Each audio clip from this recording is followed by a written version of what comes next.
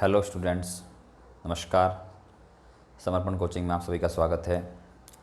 Last lecture में हमने carboxylic acids के बारे में बात की थी और आज के लेक्चर में हम स्टार्ट करने जा रहे हैं अगला पार्ट जिसका नाम है कार्बोक्सिलिक एसिड डेरिवेटिव। तो हेडिंग लगा लीजिए, कार्बोक्सिलिक एसिड डेरिवेटिव। इसको हिंदी में बोलेंगे कार्बोक्सिलिक अम्ल व्युत्पन्न। ठीक है, तो क्या होता है कि RCOOH जो कंपाउंड होता है उसको कार्बोक्सिलिक अम्ल बोला जाता है। इस कंपाउंड को कार्बोक्सिलिक एसिड कहा जाता है। और अगर इस कंपाउंड में से आप OH को निकाल देते हो, इस OH को निकाल देते हो, आपने OH को निकाल दिया और यहाँ OH की जगह पर कोई आपने और कंपाउंड और ग्रुप जोड़ दिया। मान लो कि OH की जगह पर आपने Z ग्रुप जोड़ दिया, तो ये कंपाउंड जो है ये ऐसा हो जाएगा RCO। पहले OH था उसको तो हटा दिया आपने, माइनस का मतलब हटा दिया और प्लस का मतलब जोड़ दिया। क्या जोड़ा आपने? Z जोड़ दिया। तो ये Z जोड़ने के बाद में जो कंपाउंड बनेगा उसका नाम अब कार्बोक्सिलिक एसिड नहीं रहेगा, अब इसका नाम हो जाएगा कार्बोक्सिलिक एसिड डेरिवेटिव। हिंदी में क्या बोलेंगे? कार्बोक्सिलिक अम्ल व्युत्पन्न। ठीक है, ऐसे बोलेंगे व्युत्पन्न। इसका मतलब ये होता है कि जो कार्बोक्सिलिक एसिड से बनने वाला कंपाउंड होता है उसको कार्बोक्सिलिक एसिड डेरिवेटिव कहा जाता है। अब आप चाहो तो इसको स्ट्रक्चर वाइज देख सकते हो। इसका स्ट्रक्चर जो होता है उसमें OH लगा होता है, ये इसका स्ट्रक्चर है। और यहाँ पर जो बना है उसका स्ट्रक्चर कैसा है? Z। तो बेसिकली क्या किया गया है इसके अंदर, जो OH ग्रुप था उसको हटा के उसकी जगह पर Z लगा लिया गया है। ठीक है, कैसे? ऐसा कौन कौन से कंपाउंड हो सकते हैं? इस तरह के कंपाउंड जो होते हैं कार्बोक्सिलिक एसिड डेरिवेटिव कौन कौन से हो सकते हैं? इससे 4 टाइप के कंपाउंड होते हैं कार्बोक्सिलिक एसिड डेरिवेटिव के अंदर। सबसे पहला आपका जो है वो होता है, अगर आप यहाँ पर RCO के साथ में क्लोरीन लगा लेते हो तो इस कंपाउंड का नाम हो जाएगा बच्चों एसिड क्लोराइड।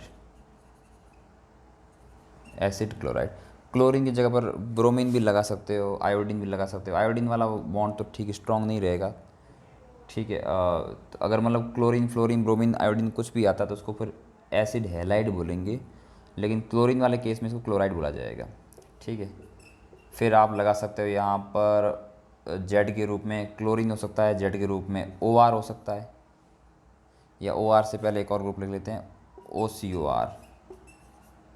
RCO ग्रुप था, उसमें आपने जेड की जगह पर ये लगा लिया, या जेड की जगह पर आपने क्लोरीन लगा लिया। क्लोरीन लगाते तो एसिड क्लोराइड होता है, और OCOR लगाते हो तो इसको बोल देंगे एसिड एनहाइड्राइड। इसको एसिड एनहाइड्राइड कहा जाना चाहिए। इसी तरह से यदि आप ये जो जेड ग्रुप है उसकी जगह पर OR लगा देते हो तो ये कंपाउंड फिर एस्टर कहलाएगा। ठीक है, और अंतिम में यदि CO के साथ में NH2 आ जाए तो इसको अमाइड बोलेंगे। क्या बोलेंगे? अमाइड। ठीक है, तो ये 4 एसिड के डेरिवेटिव्स होते हैं, इन सभी को बोलते हैं एसिड डेरिवेटिव्स, अम्ल व्युत्पन्न।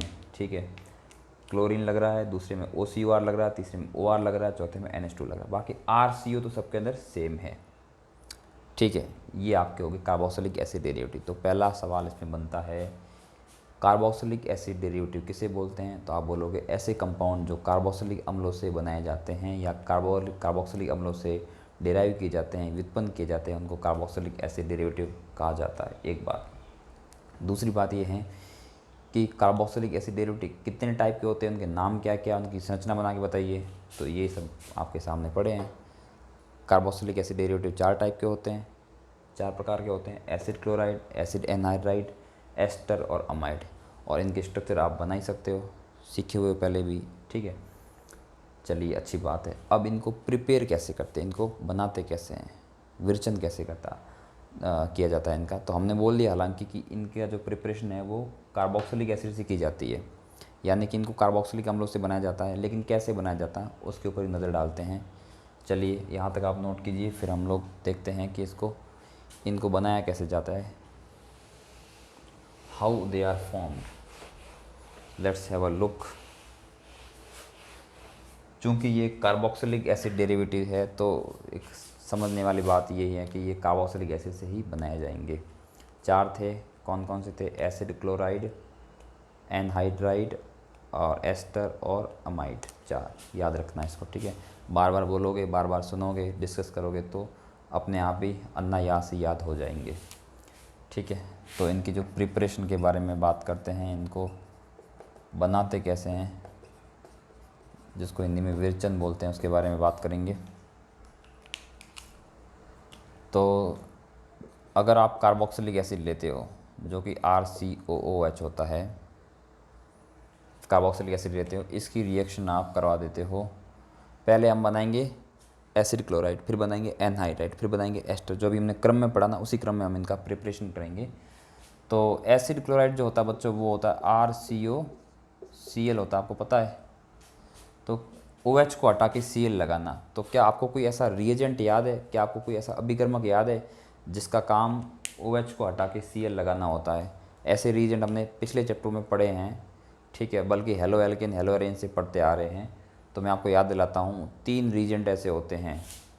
एक तो PCl3, या इसकी जगह आप PCl5 ले सकते हो, या इसकी जगह ले सकते हो SOCl2। ये 3 रीजेंट ऐसे हैं जिनका काम क्या होता है? OH को हटाना और Cl को लगाना। चाहे वो OH एल्कोहल वाला हो, चाहे वो OH कार्बोक्सिलिक एसिड वाला, कोई सा भी OH हो, उसको हटा के वहाँ पर Cl लगा देंगे, ठीक है। ये तीनों नहीं लेने, तीनों में से कोई एक लेना है। इसका नाम फॉस्फोरस ट्राइक्लोराइड, इसका नाम फॉस्फोरस पेंटाक्लोराइड और इसका नाम है थायोनिल क्लोराइड, जो कि डार्जन प्रोसेस में भी आपने देखा था, ठीक है। ये तो बन गया आपका एसिड क्लोराइड, एकदम फ्रेश एसिड क्लोराइड बन के आपके सामने तैयार है। अगली कड़ी में बात करेंगे एनहाइड्राइड की। बच्चों ये एसिड है, कार्बोक्सिलिक एसिड है, ठीक है। इसको अगर आप गर्म करते हो कंसनट्रेटेड H2SO4 के साथ में या P2O5 के साथ में, आप इसको गर्म करते हो। ये त्रिभुज बना रहा हूँ जो मैं, ट्राइंगल, इसका मतलब गर्म करना होता है। बच्चों कंसनट्रेटेड H2SO4 जो होता है, ये होता है एक निर्जली कारक, यानी कि डिहाइड्रेटिंग एजेंट, यानी कि पानी को बाहर निकालने वाला किसी भी मॉलिक्यूल में से, ठीक है। ये और ये दोनों निर्जली कारक होते हैं, डिहाइड्रेटिंग एजेंट होते हैं, डिहाइड्रेशन करते हैं, ये निर्जलीकरण करते हैं, ठीक है। तो इस मॉलिक्यूल में से आप पानी कैसे निकालोगे? आप एक काम करना, इस तरह के 2 मॉलिक्यूल ले लेना, ठीक है। एक्चुअल में जब डिहाइड्रेशन होता है तो 2 मॉलिक्यूल रिएक्ट करते हैं। कैसे होंगे रिएक्शन, कैसे होगी? एक मॉलिक्यूल को आप ऐसे लिख लो, दूसरा भी इसी का मॉलिक्यूल लेना, इसी का अणु लेना, लेकिन उसको उल्टा करके लिख देना ऐसे। इस प्रकार से इसको उल्टा करके लिखोगे और आप इसमें से H2O जो है वो बाहर निकाल लोगे, ठीक है। आप नहीं निकालोगे, ये कंसनट्रेटेड H2SO4 निकालेगा, क्योंकि इसका काम ही यही है। तो ये इसको जब बाहर निकाल लेगा तो ये बन जाएगा RCOO और R। एसिड था, उसमें से आपने पानी बाहर निकाल लिया, तो एसिड और एनहाइड्राइड नाम हो गया। इस नाम का शाब्दिक अर्थ ये रहेगा कि एसिड में से पानी निकालने पे जो बना है कंपाउंड, वो एसिड एनहाइड्राइड। एनहाइड्राइड मतलब बिना पानी का, ठीक है, बिना पानी का एसिड। तो ये जो है आपका एक प्रकार से एनहाइड्राइड बनाने की रिएक्शन हो गई है। 2 रिएक्शनें पढ़ ली है। तीसरी रिएक्शन में बात करेंगे RCOH, कार्बोक्सिलिक एसिड से बनाएंगे अगला एसिड डेरिवेटिव कौन सा है आप बताइए मुझे। अभी आपको मैंने 4 याद करवाए थे, 2 लिख ली है। तीसरा एस्टर होता है RCOOR। कार्बोक्सिलिक एसिड से एस्टर कैसे बनाया जाए, इसका आंसर जो है ठीक से पढ़ने वाला जो 10th क्लास का बच्चा होगा वो भी देख सकता है, क्योंकि 10th क्लास में 4th चैप्टर जो है carbon and it's compounds, carbon व इसके यौगिक वाला जो चैप्टर है, उसके अंदर एसिटिक एसिड और एल्कोहल मतलब इथेनॉल के रिएक्शन से एस्टर बनाया गया, अगर आपको याद हो तो, जो फलों जैसी खुशबू वाला होता है।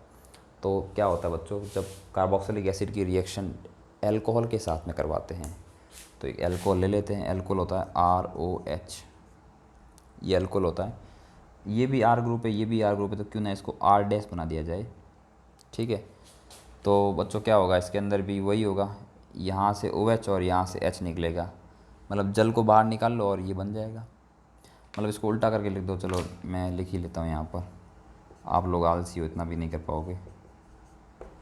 ये R-OH लिखा मैंने अल्कोहल, और ये OH है, यहाँ से OH निकाला, यहाँ से H निकाला, और रिएक्शन में H2O बाहर निकल गया। H2O तो खैर ऊपर वाली रिएक्शन में भी बाहर निकल रहा था, इसमें जो है वो आपके POCl3 वगैरह ऐसे प्रोडक्ट बनते हैं, तो उनको लिखने की ज़रूरत नहीं है। हमें तो मेन प्रोडक्ट से मतलब है, साइड में कौन बन रहा है उससे हमें कोई मतलब नहीं है और ना होना ही चाहिए। तो इसको मिटा ही लेता हूँ मैं। अब देखो बच्चों, ये बन गया आपका एस्टर। चूँकि मैंने यहाँ पर R- लिखाया है तो यहाँ पर भी R- लगा लेते हैं। इसके अंदर जो रिएजेंट लेते हैं वो लेते हैं कंसनट्रेटेड H2SO4। तो समझने वाली बात है, जहाँ आपको वाटर बाहर निकालना होता है तो वहाँ पर तो यही लोगे, क्योंकि ऐसा काम तो यही कर सकता है, ऐसा शूरवीर तो यही है, H2SO4। ठीक है, तो ये यहाँ पर कैटलिस्ट के तौर पे लेते हैं। कैटलिस्ट का मतलब होता है उत्प्रेरक, ये रिएक्शन करवाने में सहायता करता है। ये जो एस्टर बना है, ये जो है इसकी फ्रूटी स्मेल होती है। ये ये बात मैं आपको पहले ही बता चुका हूँ और मैं आगे भी बताता रहूँगा जहाँ कहीं भी एस्टर आएगा। तो ये सुन सुन के आपको फिर याद हो जाएगा कि जो फलोदेशी खुशबू वाला होता है वो एस्टर होता है, क्योंकि कई बार सवाल ऐसे आते हैं कि एक कंपाउंड X लिया, उसकी रिएक्शन एल्कोहल के साथ में करवाने पे कंपाउंड Y बन रहा है जिसकी फलों जैसी खुशबू है। अब ऐसा सुनते ही आपको फट से दिमाग में आ जाएगा हाँ एस्टर की बात की जा रही, तो आपको हिंट मिल जाएगी सवाल को सॉल्व करने के लिए। ठीक है, बेसिक कंसेप्ट की हेल्प से। तो ये बन गया एस्टर। नंबर 4 जो रिएक्शन है आपकी, उसमें हम कार्बोक्सिलिक एसिड की रिएक्शन करवाएंगे अमोनिया के साथ में। अमोनिया जो है एक गैस होती है, बहुत ही तीखी गंध वाली गैस होती है, बहुत पंजेंट स्मेल होती है, पानी में बहुत ज़्यादा मात्रा में घुलती हैं। इसलिए लैब के अंदर जो अमोनिया होता है वो अमोनिया प्योर नहीं मिलता, अमोनिया का सॉल्यूशन मिलता है, बॉटल पड़ी होती है, अमोनिया विलियन लिखा हो उसके ऊपर। ठीक है, अब कार्बोक्सिलिक एसिड और अमोनिया की रिएक्शन आप करवाओगे और गर्म करोगे, और गर्म भी हल्का फुल्का नहीं, स्ट्रांगली गर्म करोगे। यहाँ पर मैं लिख लेता हूँ स्ट्रॉन्ग हीटिंग, मतलब कि अच्छी तरह से गर्म करने पर ये जो है उसमें भी ऐसा ही होगा बच्चों। देखो H2O का मॉलिक्यूल बाहर निकल जाएगा यहाँ से भी। तो अपन ऐसा करते हैं, NH3 को मैं ऐसे लिख लेता हूँ, NH3 को मैंने HNO2 लिख दिया खोल के, यहाँ से H2O का मॉलिक्यूल बाहर निकला तो ये बन गया RCONH2। ठीक है, H2O का मॉलिक्यूल बाहर निकला, RCONH2 बन गया, इसको अमाइड बोला जाएगा। अब आपके दिमाग में सवाल आ सकता है कि जब H2O बाहर निकाल रहे हो तो फिर H2O को बाहर निकालने के लिए जो डिहाइड्रेटिंग एजेंट होता है कंसनट्रेटेड H2SO4 जो आपने ऊपर लिया था वो क्यों नहीं लिया यहाँ पर। तो ऐसा होता है बच्चों, यहाँ पर उसकी ज़रूरत नहीं पड़ेगी, यहाँ पर बहुत ज़्यादा गर्म करोगे तब भी H2SO4 निकल जाता है। ठीक है ना, अगर ये लेते हैं तो रिएक्शन आसानी से हो जाती है, लेकिन ये अगर ले लेंगे ना तो फिर इसके साथ में रिएक्शन करके डिस्टर्ब कर लेगा ये। तो H2O को पानी को निकालने के दो तरीके होते हैं, या तो आप क्या करो, कोई डिहाइड्रेटिंग एजेंट ले लो कंसनट्रेटेड H2SO4 है ना, या P2O5 ऐसा कुछ ले लो आप, या आप क्या करो बहुत ज़्यादा गर्म कर लो उसको। बहुत गर्म करोगे तो उसमें वाटर वैसे भी निकल जाएगा, ये तो हम जानते भी हैं। मतलब किसी चीज़ के अंदर अगर नमी होती है या उसके अंदर पानी होता है तो आप उसको गर्म करते हो या धूप में रखते हो तो वो निकल जाता है हीटिंग से, इवेपोरेट हो जाता है, वेपोराइज हो जाता है। चलिए, ये इनको बनाने के तरीके हो गए। आपको याद करने ये सभी तरीके कैसे कैसे बना। सबसे पहले हमने बनाया क्या, एसिड क्लोराइड। कैसे बनाया एसिड क्लोराइड बनाने के लिए हमने कार्बोक्सिलिक एसिड की रिएक्शन PCl3 PCl5 या SOCl2 के साथ में करवाई। SOCl2 जो है ये आपके सामने दिखाई दे रहा है, इसका नाम होता है थायोनिल क्लोराइड, याद रहे। तो एसिड क्लोराइड बन जाता है। फिर हमने कार्बोक्सिलिक एसिड की रिएक्शन किसी डिहाइड्रेटिंग एजेंट के साथ में करवाई, इसके या इसके साथ में, तो उसमें से H2 का मॉलिक्यूल बाहर निकल के दो मॉलिक्यूल रिएक्शन करते हैं, H2O का मॉलिक्यूल बाहर निकलता है और एसिड एनहाइड्राइड जो है आपको अच्छी मात्रा में प्राप्त हो जाता है। तीसरी रिएक्शन जो थी वो एल्कोहल की और एसिड की रिएक्शन है। एसिड है ये, कार्बोक्सिलिक एसिड है, और ये एल्कोहल है।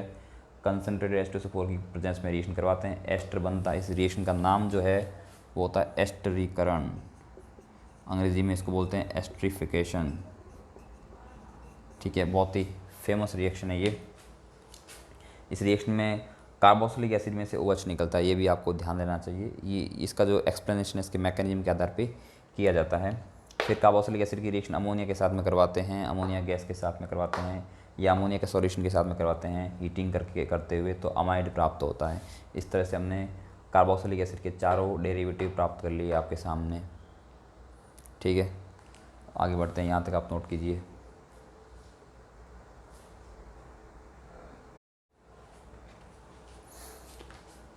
चलिए, आगे चलते हैं। अब देखते हैं इनके रिएक्शंस। अभी तक हमने इनकी प्रिपरेशन पढ़ ली है, अब देखते हैं कि ये अभिक्रिया कैसे करते हैं, रिएक्शंस कैसे करते हैं। ठीक है, तो हम बात करने वाले हैं इनकी केमिकल रिएक्शंस की।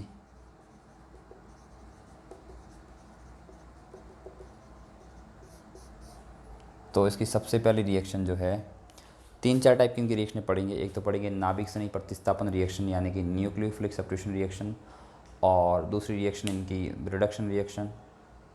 ठीक है, और एक आधी रिएक्शन कोई और होगी, रीअरेंजमेंट रिएक्शन वगैरह जो है उसके बारे में बात करेंगे।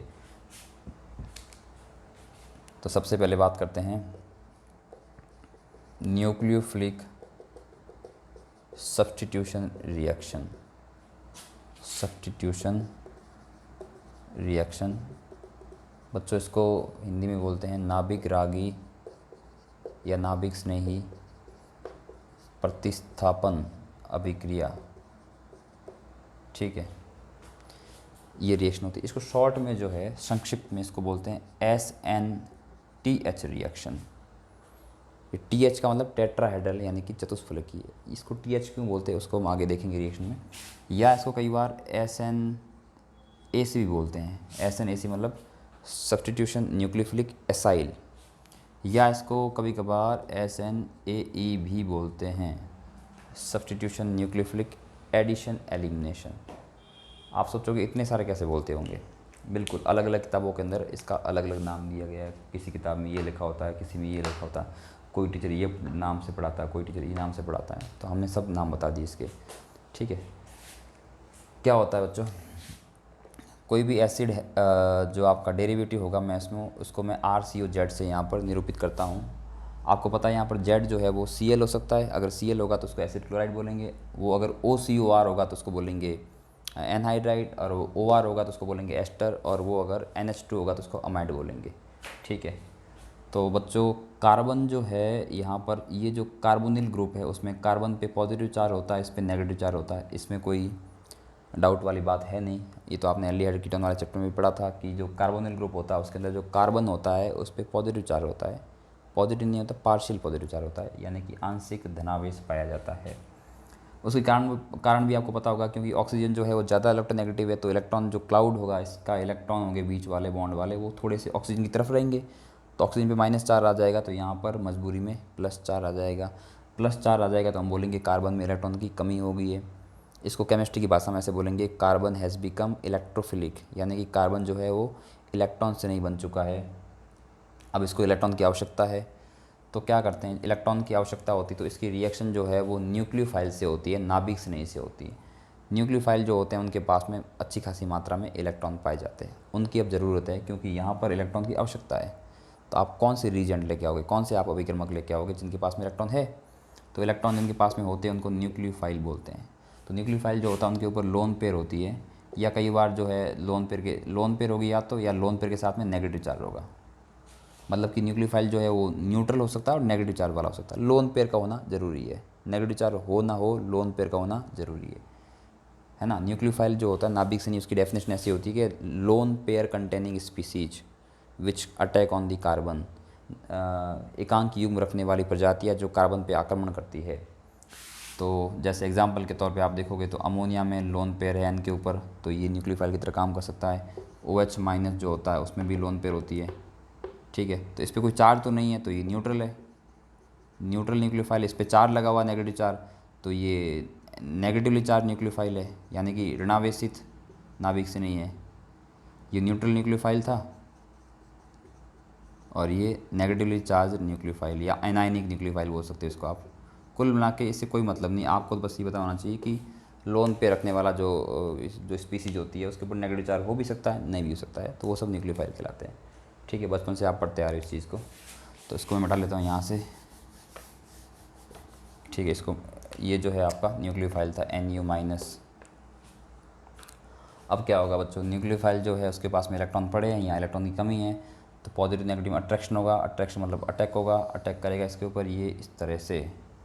ये जो तीर दिखाई दे रही है आपको, ये तीर ये निरूपित कर रही है, तीर ये रिप्रेजेंट कर रही है कि जो न्यूक्लियोफाइल है ये इस पर अटैक करना है। अटैक करने का मतलब होता है जुड़ना, तो ये आके जुड़ने वाला है इसके ऊपर। तो चलो जोड़ते हैं इसको।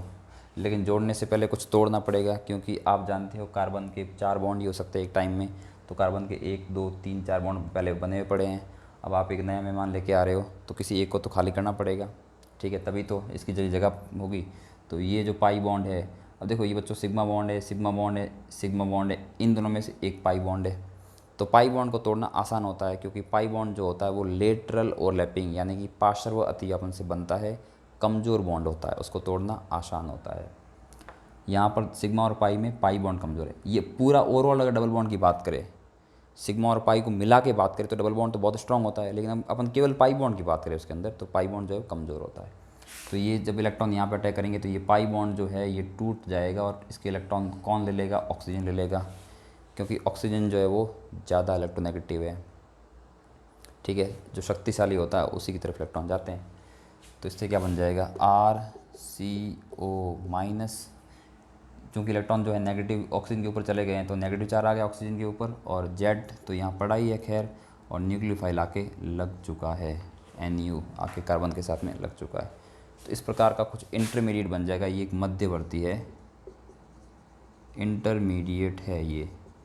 और ये जो है ना, इसमें कार्बन के पास में 4 ग्रुप लगे हुए। जब कार्बन के साथ में 4 ग्रुप लगे होते हैं तो उसकी ज्योमेट्री जो होती है, उसकी ज्यामिति जो होती है वो होती है चतुष्फलकीय, जिसको अंग्रेजी में कहा जाता है टेट्राहेड्रल, ठीक है, TH, इसलिए वहाँ पर क्या लगा था? TH, ठीक है, ओके।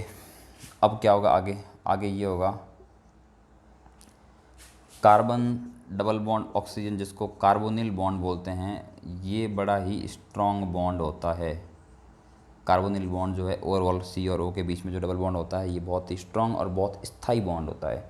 हम लिख लेंगे कि ये बहुत ही स्टेबल बॉन्ड है, बहुत ही स्थायी बॉन्ड होता है। कैसे कह दिया हमने स्थायी है? जब आप इनकी जो बॉन्ड एनर्जी देखते हो, बंद ऊर्जा देखते हो, क्या होता है बच्चों? हर बॉन्ड के लिए एक बॉन्ड एनर्जी होती है, जैसे HCl के लिए, HF के लिए, HBr के लिए। अब ये आपको बॉन्ड दिखाई दे रहा है, इन सब बॉन्ड के लिए अलग अलग ऊर्जा होती है, इनको तोड़ने के लिए अलग अलग ऊर्जा चाहिए होती है। हर एक 2 एटम जो है, प्रत्येक 2 एटम के बीच में जो बॉन्ड बने होते हैं, चाहे वो सिंगल बॉन्ड हो, चाहे वो डबल बॉन्ड हो, चाहे ट्रिपल बॉन्ड हो, उनको तोड़ने के लिए कोई ना कोई एनर्जी की ज़रूरत होती है, और वो एनर्जी जो उसको बोलते हैं बॉन्ड एनर्जी या बंद एंथैल्पी बोला जाता है। वो सबके लिए अलग अलग वैल्यू होती है, ठीक है। तो CO के लिए जो बॉन्ड एनर्जी की वैल्यू बहुत ज़्यादा होती है। ये जो किताबें होती हैं उनकी पीछे की साइड में जो अपेंडिक्स बना होता है वहाँ लिखा होता है, कई बार बीच बीच में टेबल बना के लिखा होता है। ये हमें याद नहीं रखना होता, पढ़ना भी नहीं होता, बस मैं आपको ऐसे इन्फॉर्मेशन के लिए बता रहा हूँ। तो इसकी बॉन्ड एनर्जी बहुत ज़्यादा होती है, बहुत स्टेबल बॉन्ड है। स्टेबल बॉन्ड है, इसका मतलब है कि अगर मान लो कभी टूटता भी है गलती से तो इसके वापस से बनने की प्रवृत्ति होती है, ठीक है। कई अगर ये मान लो यहाँ पे देखो, ये पाई बॉन्ड था, डबल बॉन्ड था, ये टूट गया, ठीक है, तो इसके वापस से डबल बॉन्ड बनने की प्रवृत्ति रहेगी। तो अब आपके दिमाग में सवाल आ सकता है कि सर आपने तो कहा था पाई बॉन्ड कमज़ोर होता है, अब आप बता रहे हो कि स्ट्रॉन्ग है बॉन्ड। तो मैंने ये कहा था कि यहाँ पर 2 बॉन्ड है, उनमें से जो पाई वाला बॉन्ड है वो कमज़ोर है, लेकिन पूरा जो अगर ओवरऑल बॉन्ड की बात करें, दोनों के मिला के ताकत की बात करें, तो ये बॉन्ड पूरा बॉन्ड अपने आप में स्ट्रॉन्ग है, ठीक है। अकेला पाई बॉन्ड है कमज़ोर है। संगठन में शक्ति होती है, आप जानते हो, तो ये दोनों का जो संगठन है, इनका जो ऑर्गेनाइजेशन है, इसकी स्टेबिलिटी ज़्यादा होती है, ठीक है। तो मैं आपको ये सब इसलिए बता रहा था क्योंकि यहाँ पे जो बॉन्ड, ये वाला बॉन्ड टूटा है, अब ये बॉन्ड जो इलेक्ट्रॉन वापस इसकी तरफ आएंगे और फिर से बॉन्ड बनेगा, ठीक है। फिर से यहाँ पर बॉन्ड जो है वो बनने वाला है। तो फिर से बॉन्ड बनने वाला मतलब डबल बॉन्ड बनने वाला है, इसका मतलब कार्बन के 1 2 3 4 बॉन्ड बने हुए, अब 5वां बॉन्ड बनेगा तो किसी एक को तो जाना पड़ेगा, जाएगा ये कौन? ये जेड जो लगा होगा ना, वो यहाँ से निकल जाएगा, क्योंकि अगर आपने न्यूक्लियोफाइल को निकाल दिया तो रिएक्शन वापस आ जाएगी, है ना, वही रिएक्शन होगी नहीं फिर तो, मतलब आपने न्यूक्लियोफाइल जोड़ा था और वापस न्यूक्लियोफाइल को निकाल दिया तो ख़त्म कहानी, कुछ हुआ ही नहीं। तो ऐसा नहीं करना, आपने को रिएक्शन करवानी है, और रिएक्शन करवानी है तो मतलब आगे बढ़ाना पड़ेगा रिएक्शन को। तो यहाँ से जेड ग्रुप निकल जाएगा, तो जेड ग्रुप निकल जाएगा तो ये बन जाएगा RCO।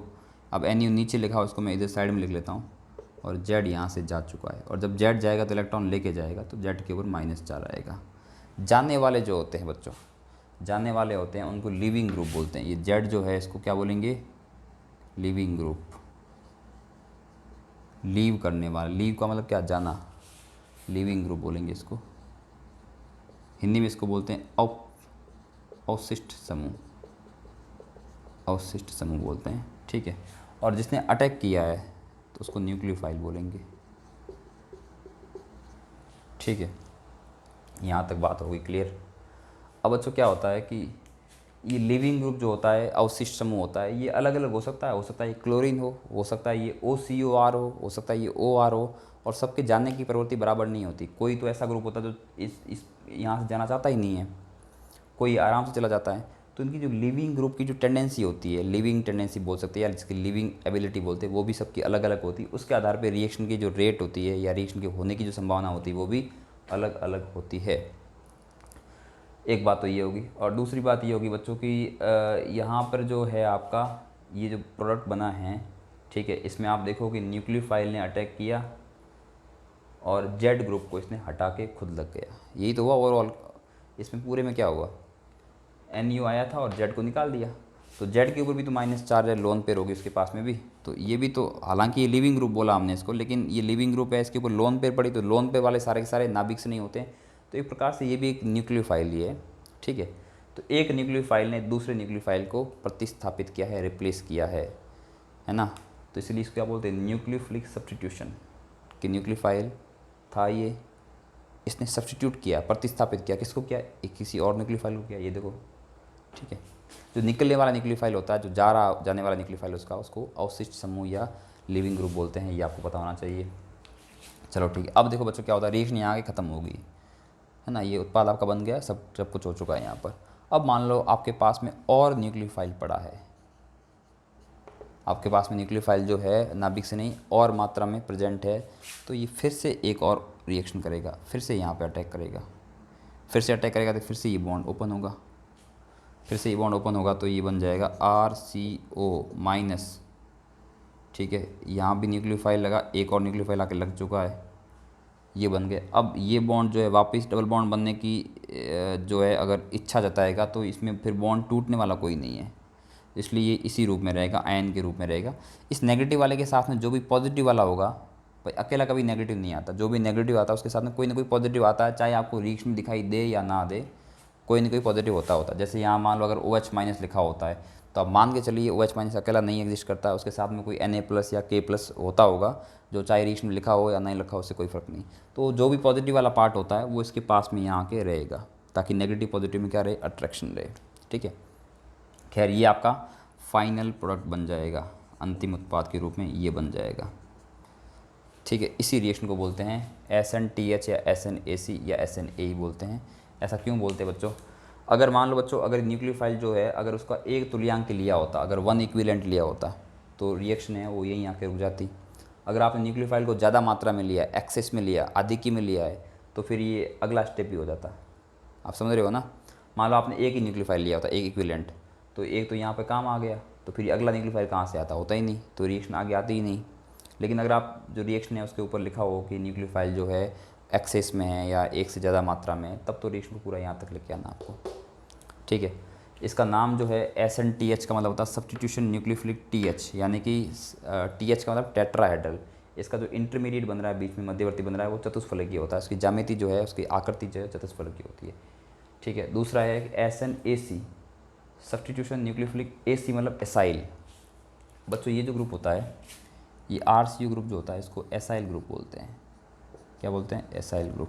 तो ये अटैक जो है एसाइल ग्रुप के ऊपर कर रहा है, इसलिए इसको एसाइल भी बोला जाता है, SN-AC। और एक लिखा है SN-AE, substitution nucleophilic addition elimination. Addition elimination, addition का मतलब जुड़ना, एलिमिनेशन का मतलब निकलना। तो देखो पहले न्यूक्लियोफाइल ऐड हुआ है पहले स्टेप में, और दूसरे स्टेप में ये जेड निकल गया है। तो पहले ऐड हुआ, फिर ये एलिमिनेट हुआ, इसलिए इसको एडिशन एलिमिनेशन भी कहा जाता है, ठीक है। ये हमने इस रिएक्शन का मोटे मोटे तौर पे इसका ओवरव्यू देखा है। अभी हम इसके एग्जाम्पल पढ़ेंगे, ठीक है, और आगे जो मैं इसमें और पॉइंट्स है उसको अगले लेक्चर में डिस्कस करेंगे। जाने से पहले, लेक्चर ख़त्म करने से पहले मैं आपको एक बात बताना चाहूँगा कि यहाँ पर जो न्यूक्लियोफाइल होगा वो, वैसे तो न्यूक्लियोफाइल कोई सा भी हो सकता है, हज़ारों लाखों न्यूक्लियोफाइल होते हैं जिसके भी लोन पेयर होती है। अमोनिया हो गया, अमीन हो गया, फॉस्फीन हो गया, OH-, H-, R-, न जाने कितने होते हैं। लेकिन हमारे कोर्स में जो ये टॉपिक पढ़ रहे हैं उसमें 2 टाइप के न्यूक्लियोफाइल काम आने वाले हैं। एक तो काम आएगा आपका RMGX, RMGX के अंदर जो है R- न्यूक्लियोफाइल की तरह काम करता है, ठीक है। और एक आएगा पानी। पानी में आपको पता है ऑक्सीजन के ऊपर लोन पेयर होती है, तो पानी भी एक न्यूक्लियोफाइल की तरह काम कर सकता है। जब किसी की ऑर्गेनिक कंपाउंड की रिएक्शन पानी के साथ में होती है तो उसको हाइड्रोलिसिस बोलते हैं या जल अपघटन बोलते हैं, तो हम 2 रिएक्शनें पढ़ने वाले हैं यहाँ पर। एग्जाम्पल जो लेंगे उसमें 2 तरह के लेंगे, एक तो RMG के साथ में रिएक्शन कराएंगे, इसका नाम है ग्रिग्नार्ड रिएजेंट, इसका नाम है ग्रिग्नार्ड रिएजेंट, और H2O का नाम जो है वो है H2O अपना डाई हाइड्रोजन मोनोऑक्साइड, यानी कि जली जीवन है। ठीक है, तो इसी के साथ में आज का लेक्चर ख़त्म करते हैं। उम्मीद करते हैं आपको समझ में आया होगा। ठीक है, इसको रिवाइज़ करिए बैठ के, इसके नोट्स बनाइए। मिलते हैं अगले लेक्चर में, तब तक के लिए धन्यवाद, अलविदा।